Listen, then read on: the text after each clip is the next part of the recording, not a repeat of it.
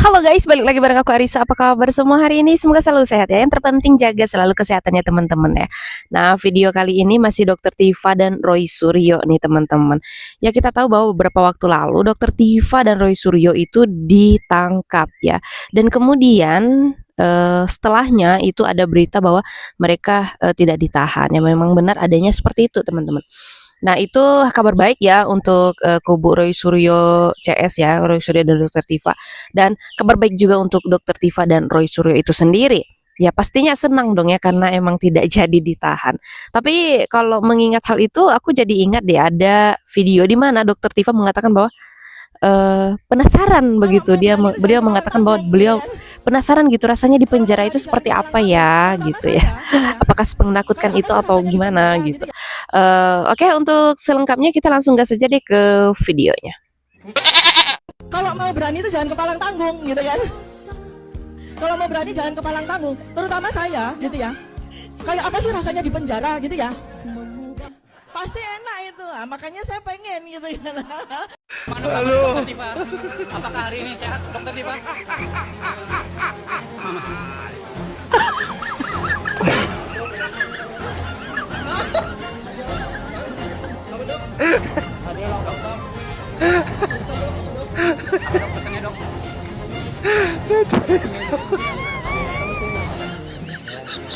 Brengsek semua ini. Daglan. Kok tiba-tiba nggak ada angin, nggak ada hujan. 1 jam yang lalu saya baca di berita sebelum maghrib ini, Roy Suryo tidak ditahan dan Dokter Tiva tidak ditahan oleh Kejari, Kejaksaan Negeri. Ini ada apa gitu loh, ya? Terus terang ya saya kaget, saya shock ya. Dan saya juga belum dengar ini apa keterangan dari kejaksaan kenapa kok Roy dan Tiva ini bisa ditangguhkan. Ya bebas dia ketawa-ketawa guys, dia ketawa-tawa tadi saya lihat beritanya, ya. Dia bilang kebenaran berpihak bersama kami gitu. Ada apa ini? Ya. Ini ada apa ini guys ya? Saya feeling saya kok nggak enak guys. Apakah ada pertarungan politik di sini? Ini saya nanya bukan nuduh guys ya. Ini siapa ini backingnya ini? Kuat bener ini ya. Kok bisa ditangguhkan? Ada apa ini?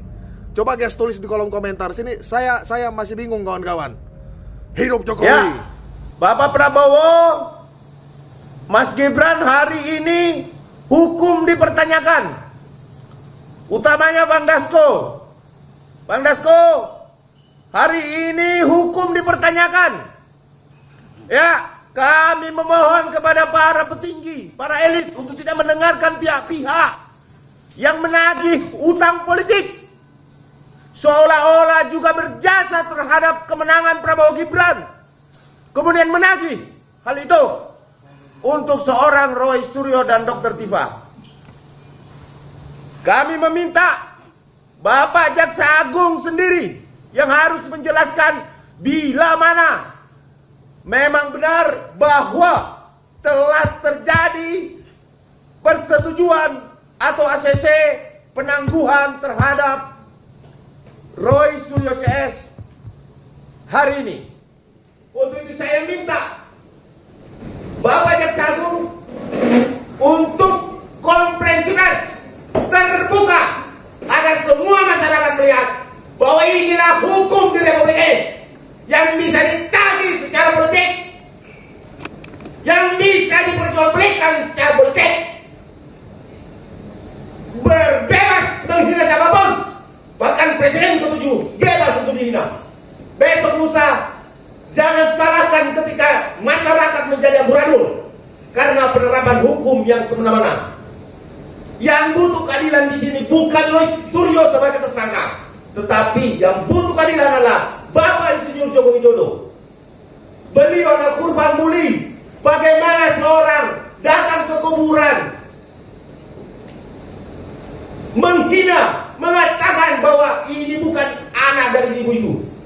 Coba bayangkan Pak Prabowo, Bang Dasko, bayangkan kalau ini terjadi terhadap keluarga kita semua.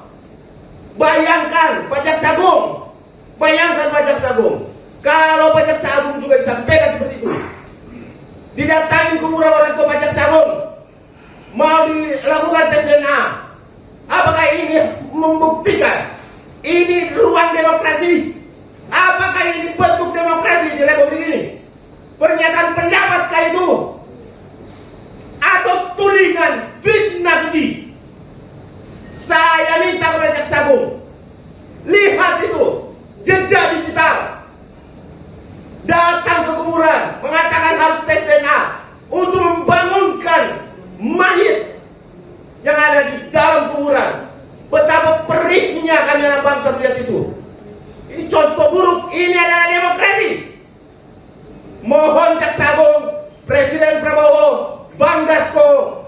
menjawab ini. Ini keadilan. Ini demokrasi. Dijawab. Saya minta ini segera dijawab. Apakah yang dibentuk keadilan? Penanganan bukan akhir dari segalanya, tetapi efek jerah, konsekuensi bagi pelanggaran hukum. Tetapi hinaan cacian itu akan membekas menjadi catatan yang paling buruk yang pernah ada di Republik ini. Teman-teman, hari ini kami betul-betul tidak mampu menahan apa yang ada di dalam hati kita semua, pikiran kita yang tidak mampu diterima oleh akal sehat kita, bahwa seorang anak bangsa putra terbaik hari ini dinodai dan dianggap semena-mena, diskriminasi, tetapi dia menyerahkan semuanya untuk keadilan, menyerah kepada hukum, tetapi hukum hari ini diamputasi. Hari ini Pak Andiaswan sudah datang, saya minta tanggapan juga bagi Saudara Andiaswan yang juga tidak henti-hentinya untuk membela kaum lemah seperti Bapak Insinyur Joko Widodo. Saya anggap kaum lemah karena hari ini Pak Joko Widodo telah dikeroyok beramai-ramai. Bahwa penangguhan dilakukan setelah ada penjamin-penjaminnya. Siapapun penjamin-penjaminnya itu silahkan saja ya. Mau itu mantan purnawirawan kek, mau siapa kek, ya menurut hemat daripada kejaksaan layak untuk dipercaya. Dengan kriteria tidak melarikan diri, kooperatif, satu yang sering saya sampaikan kepada seluruh media sebelum terjadi, tidak mengulangi perbuatannya. Sekali lagi, tidak mengulangi perbuatannya. Itu kan disampaikan oleh kejaksaan itu. Sebelum kejaksaan ngomong, saya sudah ngomong. Karena itu salah satu syarat subjektif yang harus dipatuhi oleh tersangka. Yang sekarang sudah masuk ke JPU, sudah status jadi terdakwa. Nah, ini dilakukan yang kedua. Yang saya masih ingat bahwa JPU mempersiapkan dakwaannya. Ini ditagih sama media ini, sama masyarakat. Yang cuma ngomong-ngomong itu atau nggak jelas nanti. Yang ketiga, mempersiapkan segera untuk agenda persidangan. Kan begitu? Berarti kalau secara nuansa hukum, secara konstitusional, berarti memang statusnya memang betul diduga telah melakukan suatu perbuatan tindak pidana.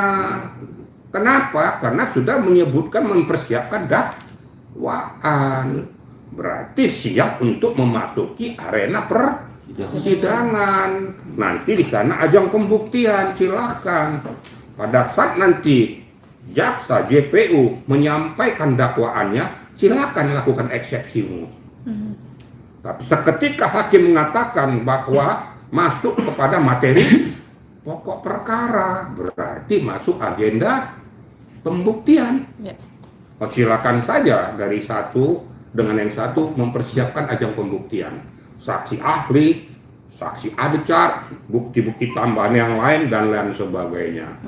Saya tidak pada posisi manapun, silakan adukan argumentasi di situ. Biar hakim nanti yang menentukan layak atau tidak divonis atau frispa. Kan pernah saya katakan kan, saya pada posisi ajukan aja ke persidangan supaya jelas. Nah ini sekarang kita lihat aja runtutannya nih. Jadi nggak usah lagi dicampuri orang-orang yang tidak berkepentingan. Apa yang disampaikan oleh JPU menurut hemat saya. Kita sudah menyimak videonya seperti apa teman-teman. Menurut kalian gimana nih teman-teman tentang ya video yang barusan kita simak ya. Coba ketik-ketik di kolom komentar. Juga ucapin terima kasih banyak buat teman-teman yang sudah setia bersama Arissa Sebastia, selalu ngikutin aku kayaknya. Sekian dulu video dari aku. Sampai jumpa di video selanjutnya. Bye.